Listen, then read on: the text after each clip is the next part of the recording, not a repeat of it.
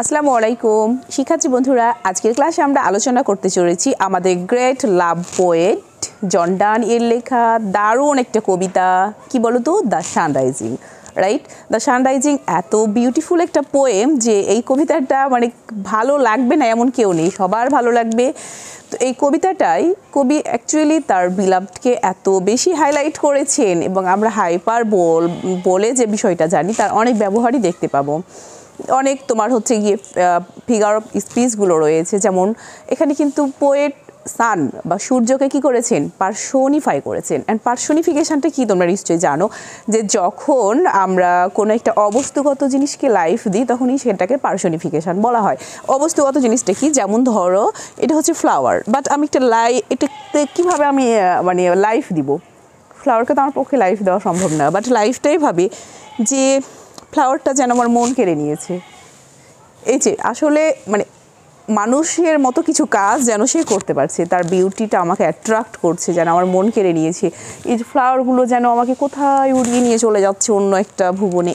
এই যে এরকম কোনো কিছু যখন আমরা ফিল করি তখনই সেটাকে বলা হয় পার্সোনিফিকেশান। তো এখানে কবি শান বা সূর্যের সঙ্গে কথা বলছেন এবং ঘটনাটা এইরকম ছিল যে পোয়েট এবং তার বিলাভড গিয়েছেন, সাপোজ তারা হানিমুনে গিয়েছেন, এবং সকালে যখন সূর্য উঠে, সূর্যটা কি হয়েছে তাদের জানালা দিয়ে, তাদের জানালার পর্দা দিয়ে তার বিলাভডের মুখের উপর এসে পড়েছে। তো এই জায়গায় পোয়েট শানকে খুব বকাবকি করছেন। আমরা নর্মালি কিন্তু দেখে থাকি কবিতাগুলোতে কি হয়, কবিরা সূর্যকে অনেক বেশি প্রশংসা করেন, বাট এখানে পোয়েট একেবারে বকাবকি দিয়ে শুরু করছেন লাইক দিস ওয়ে যে এই সূর্য তুমি একটা ওল্ড, তোমার এত বয়স হয়ে গেছে, তুমি বিজি বলতে এটা বোঝাচ্ছি তোমার কী কাজ সারা জীবন খালি হচ্ছে যে সূর্যে লাইট দেওয়া, তোমার তেজস্ক্রিয়তায় খালি ঘুরে ঘুরে তুমি লাইট দাও, এই একই তোমার কাজ। তারপরে এমনকি পোয়েট বলছে সূর্যকে যে তুমি একটা ফুল, তুমি বোকা, ইভেন এটা বলেই ক্ষান্ত হয়নি, উনি আরও বলছে তুমি আনরুলি, তুমি হচ্ছে অবাধ্য। না হলে তুমি এত সকাল সকাল এসে তুমি দেখছো যে আমরা এখন লাভ মেকিং করছি, অথচ তুমি আমরাকে ডিস্টার্ব করছো। তারপরে উনি সূর্যের কাছে প্রশ্ন রাখছেন, আচ্ছা এই সূর্য তুমি বলো তো যে লাভার্সরা কি কোনো আসলে সিজন মানে ভালোবাসার জন্য তো আসলে কোনো মানে তোমার মতো যে সকাল হয়েছে কাজ শুরু হয়ে যাবে, সন্ধ্যা হবে তোমার কাজ স্টপ, ভালোবাসায় তো এরকম কোনো সকাল সন্ধ্যা কোনো সিজন এগুলো থাকে না। তাহলে তুমি আসলে কিছুই বুঝো না, তুমি কাজ পাও না যে তুমি এখানে আমাদের ডিস্টার্ব করতে এসেছো, যাও তার চেয়ে বরং তুমি এক কাজ করতে পারো, এটা অনেক বড় কাজের কাজ হবে। তুমি যদি গিয়ে যারা যে লেট বয় আছে না, স্কুল বয় যারা হচ্ছে খুব দেরি করে ঘুম থেকে উঠে, তারাকে যে ঘুম থেকে উঠাও, তাদের ঘুমটা ভাঙাও, তাও দেখা যাবে তারা হচ্ছে সময় মতো স্কুলে যেতে পারবে। আবার যে অফিস গোয়িং পারসন আছে, অনেকে যেতে লেট করে দেয়, তুমি বরং যাও গিয়ে তাদের ঘুমটা ভাঙাও, এটা অনেক বড় কাজের কাজ হবে, তুমি আমাদের কেন ঘুম ভাঙাতে এসেছো? তো এইভাবে কবি অনেক বেশি বকাবকি করেন। এমন বলে যে আচ্ছা যে যারা হচ্ছে রাজা আছেন না, রাজার তো অনেক শিকারি থাকে, তুমি শিকারিদের যারা খুব আইডিয়াল, যাও ওদের ঘুমটা ভাঙাও, যে তোমাদের রাজা হচ্ছে রাইডে যাবে, তাহলে তোমার এগুলোই বরং অনেক কাজের কাজ হবে। ইভেন বলা হয়েছে অ্যান্ডস মানে কান্ট্রি অ্যান্ডস বলতে এখানে পোয়েট অ্যাকচুয়ালি যারা হচ্ছে কৃষক তাদেরকে মিন করতে চেয়েছেন, যে তুমি কৃষকদের ঘুমটা যদি ভাঙাও তাও তারা একটু আর্লি উঠে কি করতে পারবে, হারভেস্টিং শুরু করতে পারবে। বাট তুমি কাজ পাওনি, তুমি আমাদের রুমে এসেছো আমাদের ডিস্টার্ব করতে। এভাবে সূর্যকে কবি খুবই বকাবকি করেন এবং বলেন যে তুমি জানো যে লাভ আসলে ভালোবাসাটা এই সব জিনিসগুলোর মতো এত কি করে না, আওয়ার্স মেনটেন করে না, টাইম মেনটেন করে না, মান্থ মেনটেন করে না, ইয়ার মেনটেন করে না, তুমি জানো না? তো এইভাবে আবার কবি বলেন, আচ্ছা তুমি কি নিজেকে খুব স্ট্রং মনে করো, যে তোমার মনে হয় অনেক তেজস্ক্রিয়তা অনেক শক্তি, কিন্তু তুমি কি জানো যে তোমার এই শক্তিটা আমার কাছে কত ক্ষীণ? আবার বলছেন যে চাঁদে সূর্যে যে গ্রহণ লাগে না, সেইখানে কি হয়, তোমার তো শক্তি কোনো থাকে না, কারণ তুমি তখন অন্ধকার হয়ে যাও।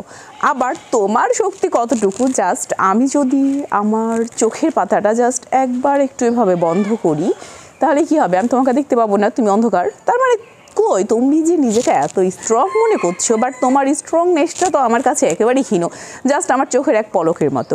কিন্তু আবার বলছে এই শোনো, তাই বলে তোমার মতো আমি এত বোকা না, আমি কিন্তু এক সেকেন্ডের জন্য বা এক মিনিটের জন্য কি করব না, আমার চোখের পাতাটা বন্ধ করব না। কারণ কি জানো, ওই এক মিনিটের জন্য যদি আমি চোখের পাতাটা বন্ধ করি তাহলে ওই এক মিনিটই আমি আমার বিলাভডের ফেসটা থেকে দূরে সরে গেলাম, তার ফেসটা তখন দেখতে পেলাম না। তো তুমি কি আমাকে এতই নির্বোধ মনে করো? আমি কিন্তু এই কাজটা করব না। এবং কবি তার বিলাভডের বলছেন যে তুমি কি জানো যে তার যে মানে আইসাইট এটা কতটা তীক্ষ্ণ সেটা তোমাকে ব্লাইন্ড করে দিতে পারবে। আর এর যে সৌন্দর্য, তার বিলাভডের মানে চোখের যে সৌন্দর্য, এই সৌন্দর্যটাতেই সূর্য কী হয়ে যাবে, ব্লাইন্ড হয়ে যাবে। তাহলে তুমি নিজেকে কি মনে করো, তুমি তো নাথিং। পোয়েট এটা তাকে বলতে চাচ্ছেন। আবার বললেন যে যদি বাই চান্স তুমি আমার বিলাভডের চোখের সৌন্দর্যে ব্লাইন্ড নাও হও, তাহলে তুমি এক কাজ করো। পোয়েট এখানে তাকে প্রপোজাল দিচ্ছে, তুমি আবার কালকে এসো, বাট কালকে একটু কিন্তু লেট করে আসবা। কালকে তুমি আজকের মতো এত আগে আগে এসে আমাদের ঘুমটা ভাঙাবা না, কালকেও আসো বাট একটু লেট করে আসবা। এবং একটা জিনিস তুমি খেয়াল করবা, সেটা হচ্ছে আজকে যাকে যাকে যেখানে দেখেছো, বিভিন্ন রাজা বাদশাহ বা যত বড় বড় জিনিস যা দেখেছো আজকে যেখানে, সবগুলো কালকে এসে দেখবা যে আমার বেডে আছে। সমস্ত রাজা এসে আমার বেডে আছে। তো এটা কী করে সম্ভব? আসলে পোয়েট এখানে থিঙ্ক করেছেন যে তার বিলাভড তিনি নিজেই কি সমগ্র রাজ্যের রাজা। তো তিনি হচ্ছে অল দ্য কিংস। তাহলে তার বিলাভড তার কাছে আছে, দ্যাট মিনস সমস্ত পৃথিবীটাই তার কাছে আছে। আবার বলছেন তুমি জানো যে এই পৃথিবীতে যত দামি দামি ওই যে তোমার ওয়েস্ট ইন্ডিজ আর ইস্ট ইন্ডিজের যে মশলার ব্যাপারে খ্যাতি রয়েছে, সেই সমস্ত মশলা বলো, মণিমুক্তা বলো, যত দামি দামি যে সম্পদগুলো রয়েছে সবগুলোই কোথায় আছে জানো? সবগুলোই আমার বেডে আছে, আমার কাছে আছে। কারণ আমার বিলাভড এইগুলো চেয়েও আমার কাছে অনেক বেশি দামি। তাহলে তুমি কি মনে করো নিজেকে? আসলে তুমি তো জানোই না যে আমার বিলাভড হচ্ছে আমার কাছে এই পৃথিবী মানে পৃথিবীর চেয়েও বড় কোনো কিছু আর কি। তো এবার বলছেন আরেকটা খুব সুন্দর ওখানে উপমা কবি উল্লেখ করেছেন যে তার beloved she is all states. এখানে কিন্তু গুরুত্বপূর্ণ এই লাইনটা তোমরা তোমার লেখার সময় অবশ্যই উল্লেখ করবা এই কোটেশনটা। শি ইজ অল স্টেট, সমগ্র সাম্রাজ্য সে নিজে, আবার শি ইজ অল প্রিন্সেস। এবং আরও বলছেন যে আর জানো অন্যান্য যে প্রিন্সেসরা রয়েছে তারা কি করে, তারা মিমিক্রি করে, তারা আমাদের কপি করে চলে। আমাদের নির্দেশিত পথ অনুযায়ী অন্য রাজা বাদশাহ রানী তোমার হচ্ছে প্রিন্সেস সবাই কি করে, তারা আমাদের ফলো করে। আমরা তাদের তো ফলো করি না, তা আমাদেরকে তারা ফলো করে। তার মানে তুমি বুঝতে পেরেছো যে আমরা কত বড় আইডল বা কত বড় মডেল। আবার লাস্টে কবি খানিকটা সেলফ কন্ট্রাডিক্টরি মতামত দিয়েছেন। এতক্ষণ সূর্য কেন এত কিছু বকাবকি, এত কথা বলার পরে লাস্টে বলছেন আচ্ছা এক কাজ করো, তুমি তো অনেক বয়স হয়ে গেছে না, তোমার বৃদ্ধ হয়ে গেছো, এত কাজ তোমার সারা পৃথিবী জুড়ে খালি প্রত্যেক দিন ঘোরা লাগে, এত কষ্ট না করে তুমি আমাদের রুমে চলে আসো। কারণ কি জানো, আমাদের রুমের বেডটা হয়ে যাবে তোমার সেন্টার, এবং আমাদের রুমটা একটা পৃথিবী সমান। আমাদের রুমে একটা ছোট্ট জায়গা, এখানে তোমার আলো দিতেও কি হবে, খুব ইজি হবে। আমাদের রুমের চারিদিকে যে ওয়ালটা রয়েছে সেটাই হচ্ছে ওয়াল স্পেয়ার্স, মানে এটা হচ্ছে পৃথিবীর একটা চারিদিকের গোলার্ধ। আমাদের রুমটাই হচ্ছে পৃথিবী, আমাদের রুমকে আলোকিত করা মানে এই পৃথিবীকে আলোকিত করা হয়ে যাচ্ছে। এইভাবে পোয়েট তার কবিতাটা শেষ করেন।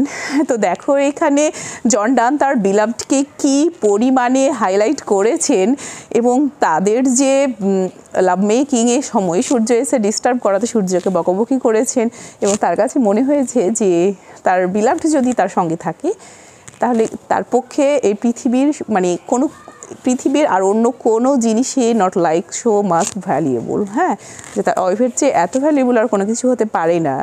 তো শিক্ষার্থী বন্ধুরা, আশা করি তোমরা কবি জন ডানের কবিতা সানরাইজিংটা বুঝতে পেরেছো। কেমন লাগলো অবশ্যই কমেন্ট সেকশানে জানাতে ভুলবে না। আর এর আগের ক্লাস অবশ্যই লাইন বাই লাইন এক্সপ্লেনেশন করা আছে, তোমরা সেই ভিডিওটাও দেখে নিবে। আল্লাহ হাফেজ।